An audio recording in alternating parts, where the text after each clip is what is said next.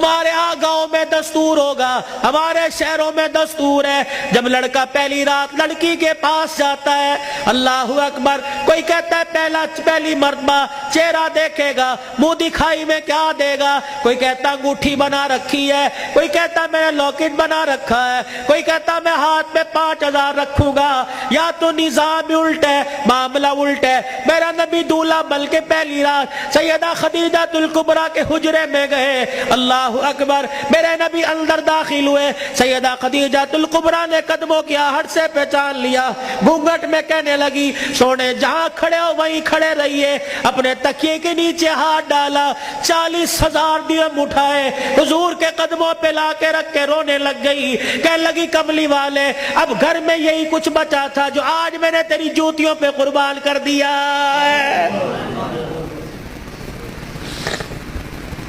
یہ وہ خدیجہ الکبریٰ ہے جسے دنیا نے اسلام کی ملکہ کا نام دیا ہے۔ اسی کی بیٹی سیدہ فاطمہ الزہرا رضی اللہ تعالی عنہ، کائنات کے اندر بڑے بڑے جوڑے آئے لیکن اللہ کی قسم فاطمہ علی سے بڑھ کے جوڑا کوئی نہیں آیا ہے۔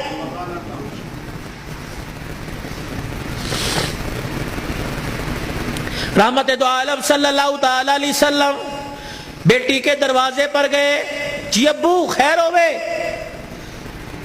تم بھی کبھی یہ سننا سمجھ کے بیٹی کے دروازے پہ چلے جایا کرو اور جا کے کہا کرو آجا تیرا باپ تجھے لینے کے لیے آیا ہے۔ لیکن اس نبی کو کیا پتا تھا جس بیٹی کو میں میکے لینے کے لیے گیا، سسرال لینے کے لیے گیا کہ میکے آجا، 4 دن باپ کے گھر میں رہ کے ویڑا آباد کر جا، اس نبی کے علم میں کیا تھا کہ 1400 سال کے بعد بہن دروازے پر آئے گی، بھائی دیکھ کے کہے گا ہنے تے گئی سی پھر آ گئی ہے۔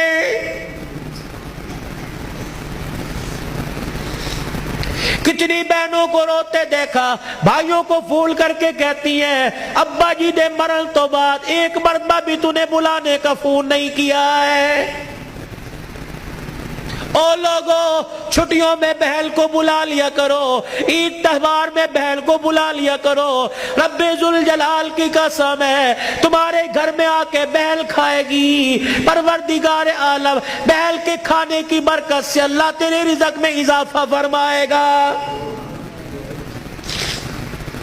ماں باپ کو کھلانے سے، بہن بھائیوں کو کھلانے سے اللہ کی قسم گھر کے اندر برکت آیا کرتی ہے، بے برکتی نہیں ہوا کرتی، گھر کے اندر رزق میں عزت میں اضافہ ہوا کرتا ہے۔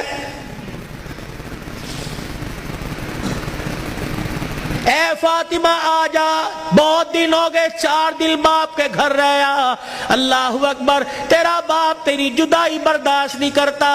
سیدہ فاطمہ نے ابو جان کا ہاتھ پکڑا، رحمت والے نبی صلی اللہ تعالی علیہ وسلم کا ہاتھ پکڑا، اندر لے گئی، کہنے لگی ابا جان جانے کو تیار ہوں لیکن مجھے ایک بات بتلاؤ، جب آپ نے مجھے اپنے گھر سے علی کے ساتھ رخصت کیا تھا، میرا سر اپنے سینے پہ رکھ کے کہا تھا بیٹی اب تیرے پر میرا اختیار نہیں چلے گا، اب تیرے پر علی کا اختیار چلے گا، آج کے بعد تو میری مرضی کی مالک نہیں، علی کی مرضی کی مالک ہے، وہ کہے گا اٹھ جا تو اٹھ جائیو، وہ کہے گا بیٹھ جا تو بیٹھ جانا۔ ابا جان آپ نے کہا تھا کہ جی ابا جانے کو تیار ہوں لیکن علی گھر میں کوئی نہیں، میں نے نہیں پوچھا تھا کہ علی ابا لینے آ جائے تو تیری بغیر اجازت کے جا سکتی ہوں کہ نہیں، ابا بیٹھ جائیو، اگر علی کہہ دیں گے چلی جا چلی جاؤں گی، اگر منع کر دیا تو میرے ابا جان آپ ناراض نہ ہونا۔ لاؤ ایسی زندگی جس کو تم دلہن بنا کے، جس کو تم 10 سولے سونا چڑھا کے گھر لے کے آئے ہو، سوٹی اٹھا کے کھڑی ہوگی، زبان درازی کرے گی، کہے گی اچھا ماں باپ کے گھر میں جانے کے لیے تیرے سے پوچھنا پڑے گا۔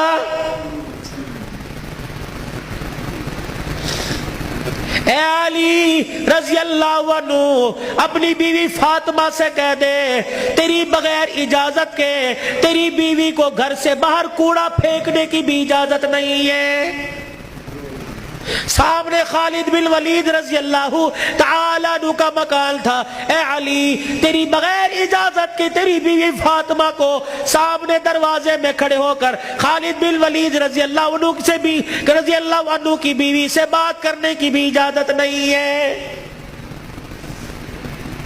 جب تمہارے نکلنے کی دیر ہوتی ہے تمہاری بیویوں کا پتہ ہی نہیں ہوتا کہاں ہے. کبھی کہیں بیٹھ کے تعویذ لا رہی ہے, کہیں فیصل آباد دوڑی ہوئی ہے, کبھی کسی کے ساتھ سارے میرے بھائی نے, کبھی کسی کے موٹر سائیکل پہ جا رہی ہے, کبھی کہیں. یہ بھائی تو لے ڈوبے, اصل بھائیوں کو بھائی نہیں سمجھتی, محلے داروں کو بھائی سمجھی بیٹھی ہے.